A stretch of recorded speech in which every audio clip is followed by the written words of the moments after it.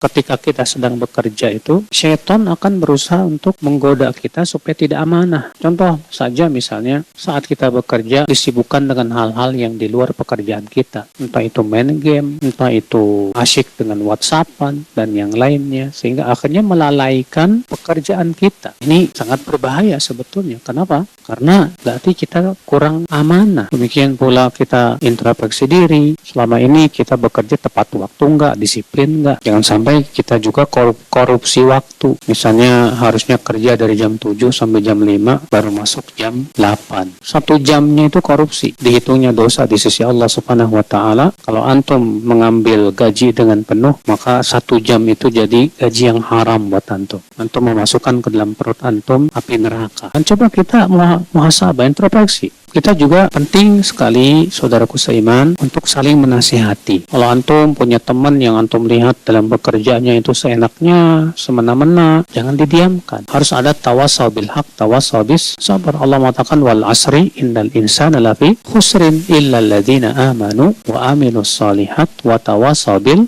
haq wa tawassaw bis sabri. Harus ada itu, saling menasihati. Sebab kalau kita tidak saling menasihati, kita cuek, bebek, gak peduli, akibatnya apa? Kita akan membiarkan teman kita melakukan kesalahan, padahal kita mampu untuk mengingkari. Akhirnya kita jadi apa? Syaitanun akhras, kata para ulama, setan bisu. Cuma ya saling menasihati ini memang harus siap kitanya yang dinasihati. Kalau ada yang nasihati kita harus siap dinasihati gitu kan. Yang susah itu ketika dinasihati nggak terima gitu. Orang yang dinasihati nggak terima, kenapa sebabnya? Sebabnya karena sombong biasanya. Ada keangkuhan di hati. Kita selama ini merasa kita sempurna, kita telah melakukan sebaik-baiknya, padahal sebetulnya enggak. Dikasih tahu nggak mau tahu, kasih tahu malah dia benci sama yang ngasih tahu. Bahkan yang ngasih tahu kita musuhi. Nah, ini yang jadi masalah, ini penyakit ini.